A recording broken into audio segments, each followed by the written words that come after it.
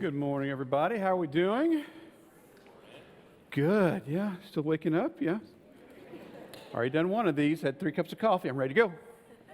This means I have to go to the bathroom here in a minute. So, welcome you. Thank you so much for being here. My name is Sean. If you're new with us, I'm the executive pastor here, and I want to welcome you, whether you're in person or you're at home online.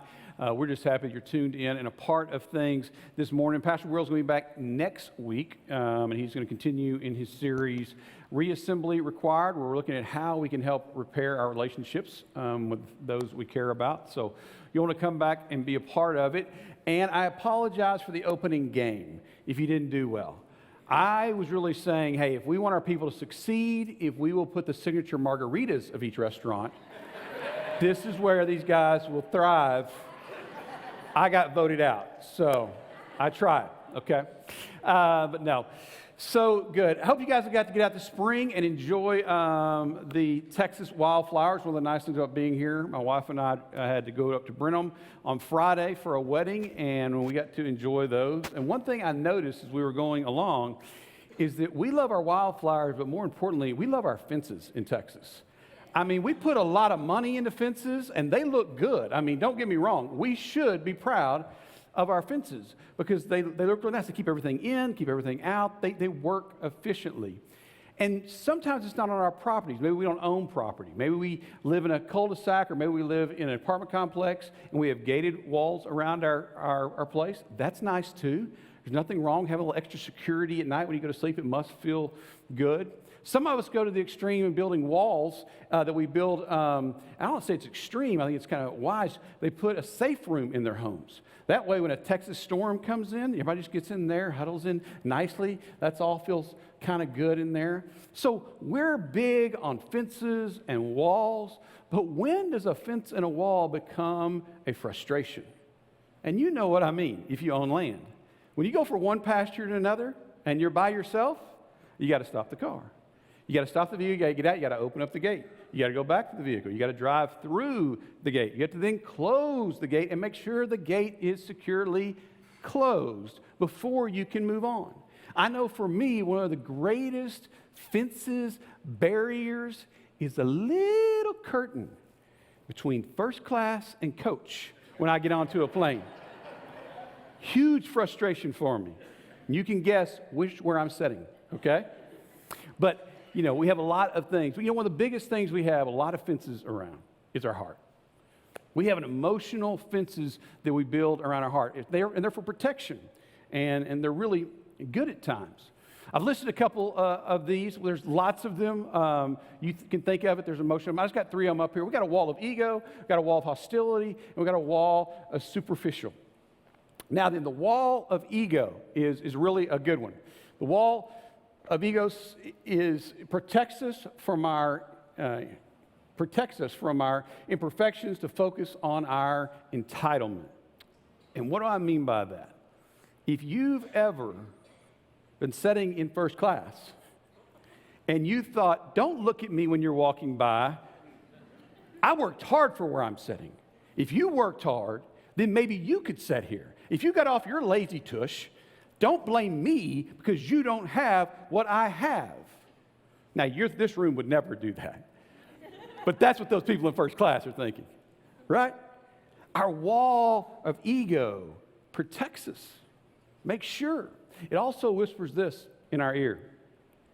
Your privilege can't fulfill your need for relationships. Your privilege is all you need. Our wall of hostility, it's a favorite of mine. Our wall of hostility says this: protects us from being controlled to focus on our freedom. Any of us who are quick to get bristly, any of us who are quick to ignore somebody in a rude manner, any of us who are willing to roll our eyes when somebody says something, any of us who leave the room but never leave the room, that's the wall of hostility. We all use it pretty well. It gets the point across. We don't have to blow up in a room for everybody to know that we're upset with somebody in the room and for them to know they're upset in the room. Wall of hostility whispers in our ear, you're better off alone than being controlled in your relationships. Then there's the wall of superficial. Now, this is one you wouldn't really think about, but this one is deadly. The wall of superficial protects us from conflict to focus on our peace. There is tension in every relationship, and that's how it grows. If a relationship doesn't have tension, then it doesn't really go. Think of you have to sit in a lot of meetings, people, and there's no tension, there's nothing really to talk about, there's nothing really to argue over in pursuit of something. You're thinking, this could have been handled in an email. Why are we all sitting in this room together? There has to be a level of friction in a relationship for it to grow. But this says, I don't even care enough about you for the friction, because your friction is going to interfere on my peace. And I don't got time for you. I'll be around you. I'll be polite to you. I'll even live with you. But I no longer have energy for you. It whispers this in our ear. Your peace is more important than your relationships. Robert Frost wrote a poem called Mending Walls. And in the first line of the poem, it says, something there is that doesn't love a wall. He goes on as the speaker to say, as he goes out to mend a wall, it's a New England style stone wall, he's going to go mend it with his neighbor. And every fall and every spring he has to do this because nature tears it down. And as he's sitting there repairing it, he asks his neighbor, like, is this even needed? Do we even really need this wall? And his neighbor comes back with the old saying, good fences make for good neighbors. The speaker questions that. Really? I mean, why is that? Because it seems like nature doesn't even want this wall to be here. You see, something there is that does not love a wall. We have to figure out what are the things in our lives where our walls are going up, but they're getting in our way. They're causing more frustration in our relationships than maybe they're worth. And this isn't new. This has been going on since the beginning. In the story of Cain and Abel, we're going to look at today, and you can find it in Genesis 4, verses 1 through 10. Emotional walls, we see them being built very early on. And we also see that sibling rivalry was there in the beginning. So in that, we find out that Adam and Eve have two sons. First one born is named Cain, and he becomes a farmer. And then there's Abel, and he becomes a rancher or a herdsman. And in the process of this, one day Cain brings in his harvest, and he brings a portion of his harvest to be sacrificed to the Lord. He gives it to the Lord to be sacrificed. Abel, his brother, does the same exact thing. He takes the firstborn of his new flock and the best of them, and he brings them to sacrifice before the Lord. And all is fine and good until God chimes in and gives his comments on their sacrifices. This is what God says. The Lord looked with favor on Abel and his offering, but on Cain and his offering he did not look with favor. So Cain was very angry, and his face was downcast. Now, we're not for sure exactly why God looked down on Cain's offering, because even in Levitical law, we'll find that there are offerings of grain offerings that happen. But I think it's really in what the text is. It just tells us that Cain brought a portion of what he brought into the harvest. His brother brought the best and the first. So it seems like Cain's ego is what got in his way of his offering. You see, Cain said, I've worked hard for this. This is mine. I deserve the best of my labor. I deserve the best of my fruits. So I'll bring you some, God, but I'm not going to bring you the best, and I'm certainly not going to bring you the first. It was his ego that got in his way. Now here's the deal with the ego. Ego does not allow us to fail. Ego will not allow us to fail. So instead of being mad at God, he gets mad at who? His brother. Why? Because his brother was having some success. You see, ego makes others carry our failures. You ever been pulled over speeding? Not you guys. I've been, but I'll talk for us because I know you guys follow the law. Appreciate that. You get pulled over speeding. You get the ticket from the nice officer. He gives it to you, says, do you have any questions? And you begrudgingly say, no, officer, I have no questions. And as soon as he leaves, you roll out the window and you go, I cannot believe this. Everyone's speeding, and you choose me. Like I'm the only guy that was speeding out here. I mean, really, this is how you're going to use our tax dollars? Aren't there hardened criminals out there? Somebody else you could be doing with your time? And this is ridiculous. These podunk little towns and their little quotas, if they can't afford to have the officers, don't have the officers. It's not my fault. Y'all said that too? That's our ego. I didn't fail. I wasn't breaking the law. You were just watching. Our ego will not let us fail, so somebody has to carry it. And Cain was going to make his brother carry it. Cain was seeing red. And Cain, anger was boiling. And God comes to him and says, Cain, you better check yourself. You better slow down before this gets out of hand. This is what he says to him. Then the Lord said to Cain, why are you angry? Why is your face downcast? If you do what is right, will you not be accepted? But if you do not do what is right, sin is crouching at your door. It desires to have you, but you must rule over it. God gives him a warning. He sees what's happening. He says, Cain, don't go there. You see, Cain's ego leads him to hostility. And now he's got his ego he's dealing with, and now he's getting more upset because now he feels like he's being controlled. Whenever he feels like he's being controlled, what do we want to do? We need to get rid of whatever's trying to control us. Whatever's in the way between our happiness and success, we need to get rid of it. And no, hopefully none of us will go to the extent that Cain goes to. But how many of you have let a relationship die or killed it to make sure you weren't going to be controlled? To make sure they got out of your way so you could have success?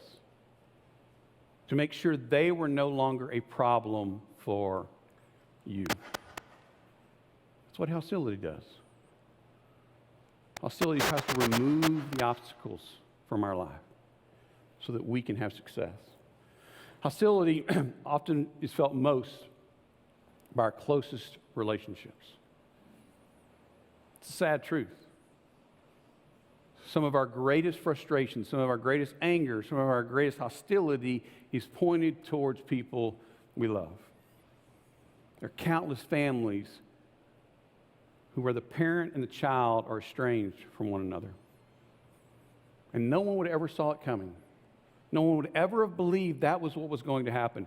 But somehow the child made a decision, and the parents couldn't live with it. And both parties got upset with each other. Both parties couldn't ignore it. Both parties couldn't let it go. So they drifted further and further apart. Neither side willing to budge. Neither side feeling like if they budge at all, they're going to be controlled by the other, and that cannot happen. Even though both parties deeply desire for reconciliation. Both parties want desperately to reunite. And hostility is keeping them.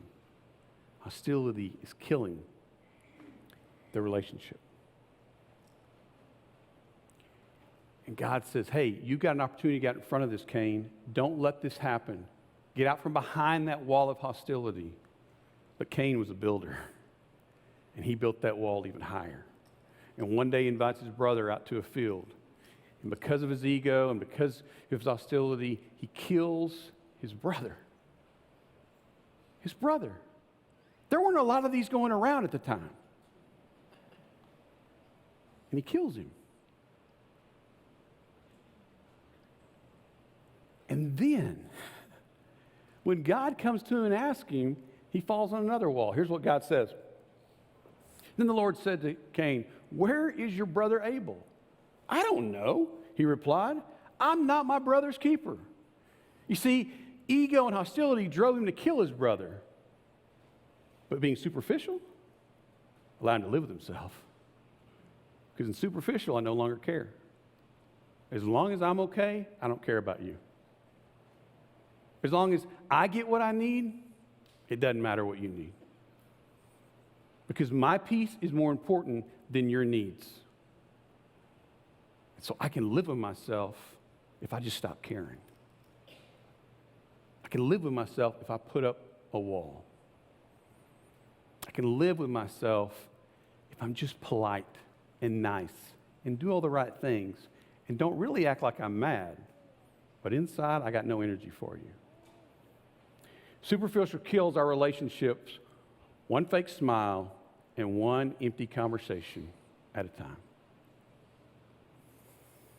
Countless couples pour everything they have into their kids.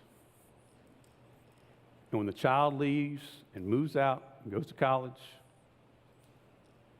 they got nothing left for their partner. They got no energy for their needs. And they don't really desire.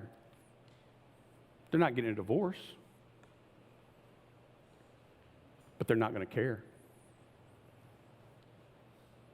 The relationship goes to the shallow end of the pool. It doesn't thrive. It just slowly dies because people stop caring. That's the power of superficial. That's what that wall does. It's not harmless. We're not being polite. We've stopped caring. And when you stop caring about a relationship, it dies. You see, our relationships bring us life. When you put walls up around a garden, you put a ceiling on it, and you close it off to where no light can get in, nothing grows inside that garden. And we do the same thing to our lives. When we build our walls up so that nothing can get in, these things that are protected, these things that were so supposedly good, when we let them build up so much that we no longer let it have deep relationships with people, we start dying. Our life stops becoming the thing it was meant to become. It stops becoming the thing we want it to be. We're protected, yes, but we're dying all the while. So how do we tear down these walls? How do we learn to live out from behind these walls? I'm going to give you 3 little things to do. They're pretty simple, and you're going to say, "Sean, yeah, that's really too simple." And I'm going to say, "Yes, you're right." Because what I'm going to ask you to do is really hard. But it can be this simple. The first thing to do is notice your emotional walls. Somehow when I started talking about this, you're like, "I don't have any emotional walls." And the 3 that I'm talking about, they're not your 3. So right now you're going like, "I'm good." No, you're not. You do something else. You got another wall. And anytime stress starts happening, anytime pain might come up, anytime a tough conversation has to happen, anytime you're in a situation where you don't feel comfortable, boom, that wall goes up. Do you know what that wall is? Because if you don't, how can you deal with it? If you don't know what your walls are, you cannot deal with them. So the first thing you do is just notice, oh, when I'm in their presence, I'm a lot more short with them than I used to be. When I think I'm going to have to have a meeting with them, I try and avoid it. Oh, when I walk into that situation, I've already got my defenses up. I'm already a little ready for battle. What's your walls? Just notice them. It's the first step. The second step is this. Stop mending your emotional walls. That sounds so easy. Just stop mending your emotional walls. What does that mean? I'm going to tell you something. We've gotten really good with our emotional walls. We know how to use them. Matter of fact, we got so good, it's like a hammer, okay? Our emotional wall is like, it feels so good. We pick it up, we know what to do with it. Oh, we can hammer anything in. Until we come to a screw, and then we're like, just hammer harder. I do that one all the time. I know this wall. Some of you in here do too. You never raise your voice, but you use hostility like there's no tomorrow. You use your hammer like there's no tomorrow. You don't ever look to pick up a screwdriver because that would feel uncomfortable in your hands. I don't know how to use that. If it doesn't feel comfortable, then I shouldn't use it. Because that's how we grow. We start learning how to use other tools. We start learning how to let the walls come down and move outside of it. And yes, it's going to feel scary. But that's when you're growing. Don't let the fear drive you back behind the wall. Because the wall's not getting you what you want. If you don't have relationships in your life, figure out what you're doing to stop it from growing. And then just try and start something new. The first thing you try may not work. Try something else. If you're passive aggressive, just tell them what you want. If you're too aggressive, shut up.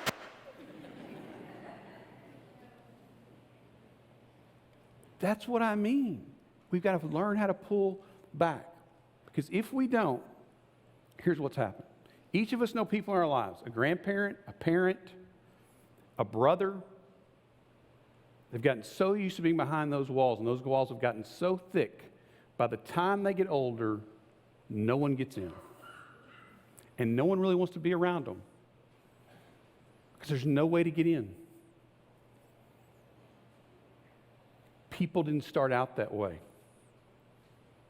They became that way because they learned how to live behind their walls, stay in their protective zones, and they just let it get bigger and bigger and bigger. That rut becomes wider and wider and wider until they get to a point like, this is all that I know.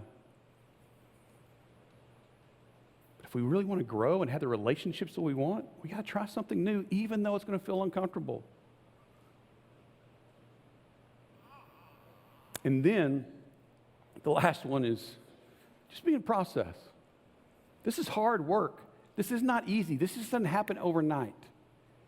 Think about a diet. How many of you tried being on a diet? Don't raise your hands. We've all tried it, okay?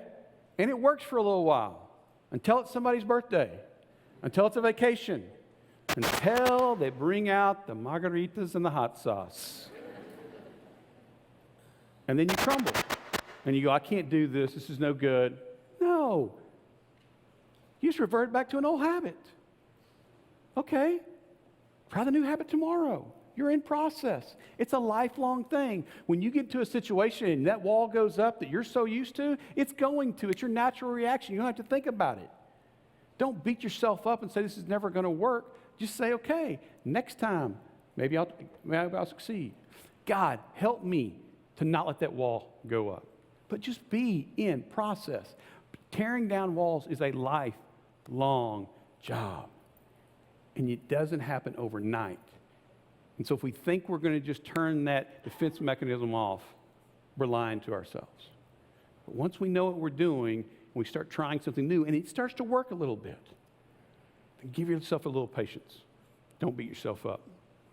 Got a couple of questions that I want you to think about this week. If you want to, you can text in to BF Services. If you already have texted into this, you'll get these questions. But just to help you kind of process through and think through them, what emotional walls do you use for defense? Take a little time this week and think about it. How are your emotional walls affecting your relationships? Especially that relationship that used to be close and now it's not so close anymore. And then how are your emotional walls affecting your relationship with God? Because if you have an emotional wall here, you use that same emotional wall here. It's probably getting in your way. Just take some time. Think about it. You can text those in. You'll get text to you later on. Just have them there to think about. Because we've got to figure out how to get out of this trap that we're in of thinking that we're protecting ourselves. Because our emotional walls have stopped becoming protections and they become prisons. They've stopped being a place of safety, and they're now a place of captivity. And that's no way to live. Guys, I want to talk to you for just a second in the room. And the reason why I want to talk to you, ladies, you can listen along. The reason why I want to talk to you is because we are not that relationally intelligent, okay? I mean that with all due respect. We're task over people all day long. We don't mean to be that way. It's just how we've learned how to be successful. We get up each morning and there's a to-do list. And we're successful if we knock out that to-do list. And guess what? Relationships get in our way if we're really honest. And so you may be sitting there going, this is important, Sean. Relationships are important. I believe in relationships. But what's urgent is my to-do list. What urgent is what I've got to get done. And I get it. But guess what? That's a wall called busy. And men, we love this wall. This wall is giving us success. This wall is giving us prestige. This wall protects us. If we don't think we have this wall, when somebody asks, how are things going? What's your first response? Just busy. We say it all the time. We don't even think about it. It's a knee-jerk reaction. But here's the problem with busy. Busy's a liar. Busy says to us, if we will accomplish these things, if this project can just get over, if this emergency can just get taken care of, then I'm going to buy back time for my relationships. Well, I've come to learn from wiser men than me that we're not immortal, gentlemen. And you don't get to buy time. There's nothing you can do to buy time. And it's just a lie. Because there's another project waiting in the wings. There's another emergency that's coming down the pike. And there's another opportunity that I need to take of now so that we can have later. It just is. And the reason we do this, guys, is because we believe we have all the time in the world to work on our relationships. Scripture tells us we're to number our days, number them, so that our hearts can have wisdom. Jesus says, no greater love than this, than to lay down one's life for his friends. And I'm going to tell you this, gentlemen, when you start looking at how your busy schedule is getting in the way of this, it's going to feel like you're laying down your life. It really will feel like you're going against the grain of everything you've been wired to do. But Cain built up walls out of fear. Jesus tore down walls out of love. Which one had the better life? Which one? Which is the life that you want? Which is the life you want with your family, with your friends, with your closest relationships? So I encourage you just to figure it out, because this is what I know. I know this. And if you've ever walked into a doctor's office with a loved one or with yourself, and the doctor says the word cancer, what was important but wasn't urgent becomes urgent. Our relationships all of a sudden drastically get changed. When emergencies show up, it's amazing how urgent our relationships become. So let's stop waiting for emergencies, because some of us don't have enough time to mend the relationships we keep putting off. So all of us, what would happen if that friend that you no longer are close with because of something that happened sometime, what if you just called them? What if you just called them and checked in to see how they were doing? Or what about this? Maybe you're not estranged from them, but whenever you talk to this friend or any friend, it's all about Instagram. And I don't mean by the thing, I mean I'm presenting you the highlights of my life. That highlight ain't real. I got stuff that I'm dealing with. What if you're open and you just told them? What would happen? What would happen, parents, especially those of you who have older kids? What would happen if you just called your kid? I don't know. I know the reasons not to do it. Same reasons I have. I don't want to interrupt them. I don't want to, they'll call me when they need me. You know what they're saying on the other side? I almost didn't have to call mom and dad. Why don't they call me? What would happen if you just picked the phone and called them? What would happen in your relationship if you went home to your spouse and you put down your phone and you just said, hey, how are you doing? In this stage of life that we're in right now, how are you doing? And just listened. What then would happen if you really told them how you were doing in this stage of life? I don't know, guys. I don't know. But I do know this. The walls, emotional walls that we're putting up for protection in our life are becoming the greatest barriers to the life that we want.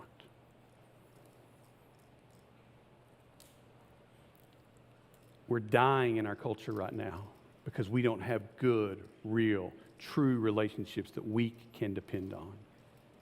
And they're worth fighting for. We got to come out from behind our walls. Truthfully, there is something there that doesn't love a wall.